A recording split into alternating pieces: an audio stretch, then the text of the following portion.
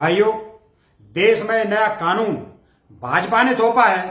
अब आपको किसी की मदद करनी है तो पहले कागज दिखाने होंगे, परमिट बनाना पड़ेगा, लाइसेंस लेना पड़ेगा। ये है देश के अच्छे दिन। अब गरीबों की मदद करने के लिए भी इस देश में लाइसेंस लगेगा, इंश्योरेंस लगेगा, परमिट लगेगा और इसके बाद भी कई हफ्ते परमिशन नहीं मिलेगी। 4,500 से ज्यादा लोग कोरोना से ग्रसित हैं और लगभग 125 लोगों की मौत।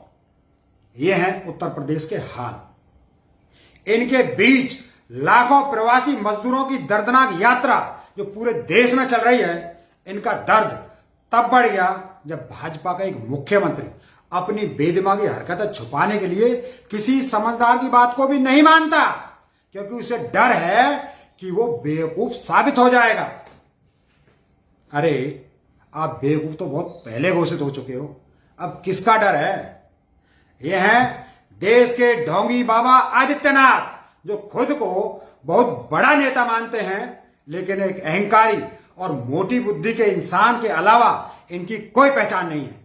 जब लाखों लोग पैदल चल रहे हैं, रास्ते चलते पेड़ के नीचे महिलाओं की डिलीवरी हो रही है, पैरों के छालों से खून बह रहा है और बेबस बच्चे भूखे प्यासे तड़पते हुए भागते फिर रहे हैं, और इस महामारी में, इस विपत्ति में भी इस ढोंगी बाबा को कागज देखना है।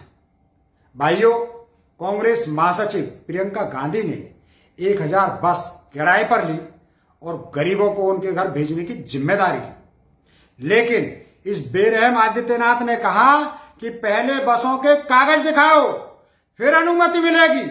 फिर आधी रात में इनके अधिकारी बसों को लखनऊ लाने की बेकार मांग करते हैं।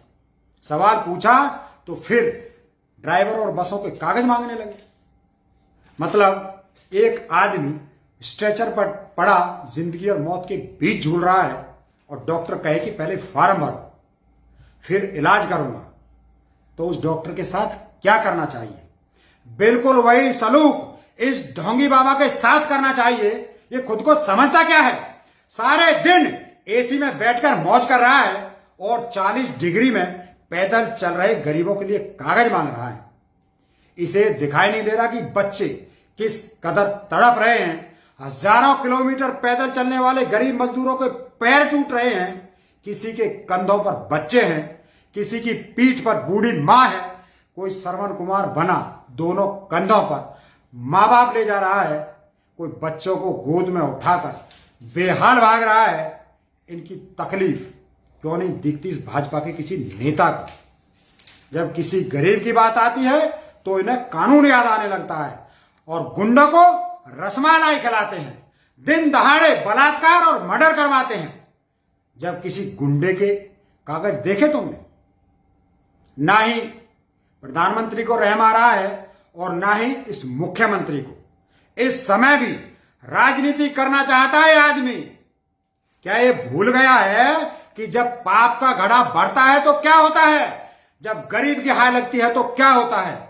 जब किसी मां के सामने उसके बच्चे मर जाएं तो उसकी आह से क्या कोहराम मचता है? ये भूलना तुम्हारे सबसे बड़ी गलती साबित होगी योगी आदित्यनाथ। ये याद रखना, ढोंगी बाबा, तुमने नीचता की हद पार कर दी है। तुम्हें समय लोगों की तकलीफ नहीं, बसों के कागज दिख रहे हैं। क्या उत्तर प्रदेश में जितने वाहन चल रहे हैं सबके कागज चेक किए हैं? क्या जितनी ट्रेन उत्तर प्रदेश आई है उनके भी कागज चेक कर रहे हो तुम? बेमौत मर रहे गरीब इंसानों की जान से ज्यादा प्यारे कागज हो गए तुम्हारे लिए।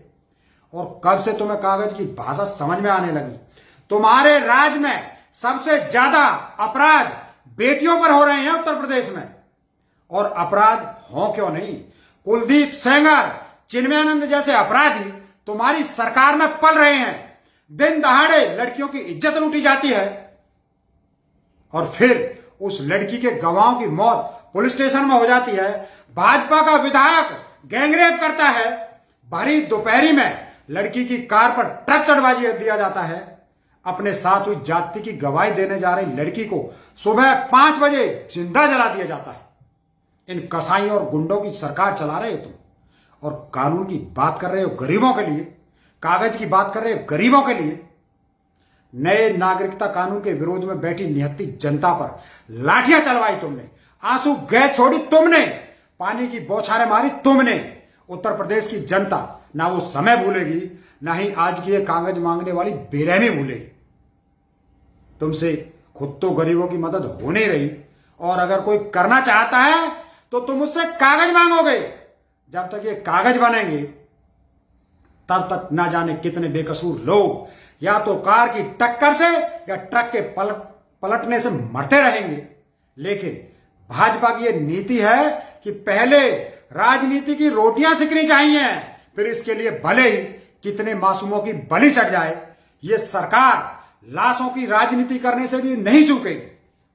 भाइयों, मैं आपके माध्यम से संदेश देना चाहता हूं उत्तर प्रदेश के मुख्यमंत्री ढोंगी आदित्यनाथ को। ढोंगी आदित्यनाथ, अगर तुम में जरा भी शर्म बाकी है तो कांग्रेस पार्टी द्वारा ली गई जो 1000 बस तैयार खड़ी हैं, उनको तुरंत मजदूरों की सेवा के लिए अनुमति दे दो, नहीं तो गरीबों के आंसुओं की कीमत बहुत महंगी पड़ेगी तुम्हें आदित्यनाथ, बहुत महंगी पड़ेगी। अभी कुछ दिन पहले 20 अप्रैल को ही तुमने अपने पिता को खोया है। तुम भी किसी अपने के मरने के दुख से गुजर रहे हो, थोड़ा रहम करो इन गरीबों पर। राजनीति के लिए फिर समय आएगा तब कर लेना। अभी इन गरीब भाई बहनों को, बूढ़े माता पिता और बच्चों को इन बसों में बैठकर इनके गांवों तक जाने दो। कागज की औकात इंसान की जान से बड़ी मत करो। अभी समय ठीक नहीं है, जब ठीक होगा तो तुम्हें कागज की भाषा भी समझाएंगे। और ये कागज मांगकर तुमने अपने लिए बड़ी मुसीबत खड़ी कर ली है। वक्त है समझ जाओ, नहीं तो बहुत बुरा हाल करेगी ये जनता, बहुत बुरा हाल करेगी।